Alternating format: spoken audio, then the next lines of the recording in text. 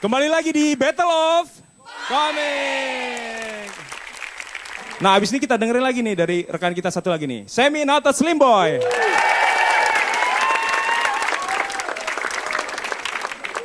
Selamat malam. Sebelum bicara tentang UN, bicara dulu tentang pendidikan. Pendidikan di Indonesia ini sepertinya tergesa-gesa. Anak kecil, masih kecil 3 tahun udah belajar bahasa Inggris. Itu buat apa ya? Gue tuh punya prinsip yang sepertinya menyesatkan, tapi ini sebenarnya benar. Kalau bisa ditunda, ngapain dikerjain sekarang? Kalau semua dikerjain sekarang, besok ngapain? Kalau nggak bisa ditunda, lu kerjain. Dan dalam UN yang dikerjain soal-soal. Soal memang soal-soal eksak, tapi harus sesuai dong. Kalau misalnya lu pakai soal cerita, harus sesuai dengan kehidupan nyata. Logikanya harus ada. Ini seperti ini, soal fisika. Seorang bapak naik ke gedung 100 meter, dari sana dia melemparkan batu. Detik keberapa batu menyentuh tanah? Ini bapak nggak ada kerjaan apa ya? Pengangguran ini bapak ini. Soal matematika, seorang ibu membeli 100 pisang. Ini ibu tukang pisang goreng apa ya? Harusnya kan sesuai dengan logika, sesuai dengan apa yang terjadi sekarang, sesuai dengan isu-isu sekarang yang merangsang nalar siswa untuk berpikir kritis. Iya kan? Contohnya seperti ini. Soal matematika, seorang bapak tertangkap korupsi Rp1. Dia lalu pergi ke atas Monas. Dia mau gantung diri. Siapa nama bapak itu? Harusnya seperti itu. Sama seperti Arif, zaman gua itu tidak UN, tapi Eptanas. Eptanas soalnya juga sama. Oleh pemerintah, dibuat oleh pemerintah, didistribusikan oleh pemerintah, dan gak pernah telat. Dan kalau sekarang UN telat, untung sekarang udah ada Twitter, ada televisi. Apa yang terjadi 1 jam lalu, bahkan 1 menit lalu, kita bisa lihat di timeline, kita bisa lihat di TV. Betul kan? Kalau zaman dulu gue misalnya Eptanas telat, gara-gara soal nggak ada, gue pulang ke rumah ditanya sama nyokap gue, gimana ujian tadi? Nggak jadi, soalnya nggak ada. Itu gue pasti digituin, man. Iya kan? Bener nggak? Semi, kamu males-males aja, tapi jangan nyalahin pemerintah dong. Iya kan? Kalau dulu UN, kalau dulu Eptanas, sekarang UN, ya kan? Lu kalau misalnya ikut UN dan nggak lulus atau misalnya nilai lu jelek, lu jangan kecil hati disebut nggak pinter, nggak apa-apa, men. Buktinya yang mengurus UN, yang mendistribusikan soal, itu juga carut-marut. Berarti dia juga nggak pinter. Dan dia bisa jadi menteri. Jadi jangan kecil hati, lu nanti bisa jadi menteri. Dan lu tahu sekarang namanya UN, dulu namanya Eptanas. Sebenarnya sistemnya nggak jauh berbeda. Sistemnya nggak jauh berbeda, mungkin parameter pengukurannya berbeda. Kalau memang parameternya berbeda, ya diubah aja sistemnya. Kenapa harus mengubah nama? Seolah-olah kalau nggak diubah nama tuh nggak afdol. Ya kan? Seolah-olah itu tuh jadi nunjukin supaya ada kerjaan aja. Apa prestasi kamu? Saya mengubah nama dari Eptanas menjadi UN. Urus dulu distribusi soal dong. Benar nggak?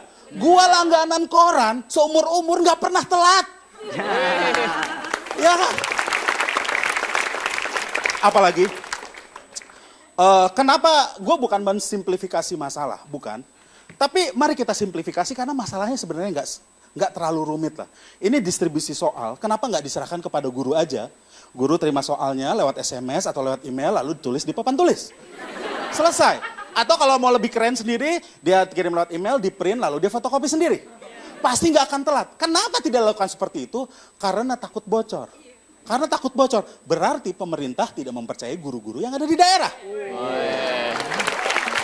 Ya kan?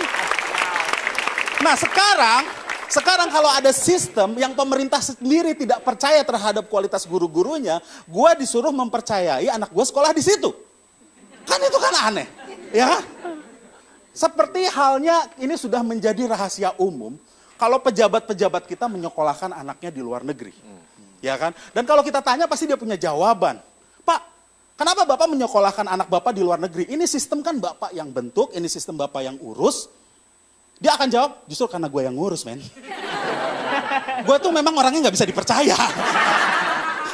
Ya kan? Itu sama seperti iklan-iklan kecantikan. Pakailah produk kecantikan, kosmetik. Lu percaya mereka pakai itu?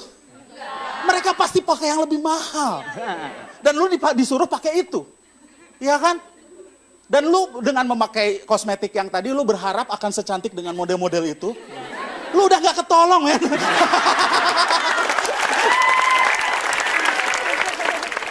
Selamat malam, nama gue Semi. Ya, tepuk tangan sekali lagi buat Semi Not a Slim Boy.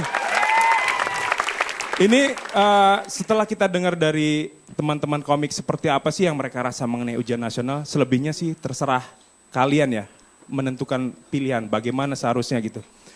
Nah sekarang maju ke depan semuanya kalian mungkin teman ya. Terus tinggal pialanya tadi ada di... Tuh mbak yang itu tuh. Tuh. Oh ada di mbak? Iya. Oh nggak tahu. Ini yang dibilang datang nggak diundang, pulang nggak diantar. Piala jalangkung. Iya. Iya. Pialanya yang dipegang apa yang dikerudungin? Oh, ini di sini aja. Oh iya, terima kasih. Bambang. Tepuk tangan dong buat Mbak Widi ya, Mbak Widi. Jadi dia setiap lewat gini, Widi. Ya ini yang nentuin biasanya memang penonton nih. Iya. Jadi saya butuh bantuan nih. Buat Bang Iwel dulu deh. Lu nggak gitu. Ya, buat Atrahus. Sama Lumayan. Buat Krisna Hareva. Jomblo semua berarti. Berarti semua jomblo. Percuma nggak doyan perempuan. Doyan. Buat Semi Not a Slim Boy. Ya udah jelas ya yang paling banyak. Bagi dua aja dulu, bagi dua. Bagi dua aja biar adil. Ya udah ini paling kenceng buat Semi nih ya. Dan ya lah, terima kasih sudah datang di Battle of Comic. Sekali lagi tepuk tangan buat semuanya juga nih.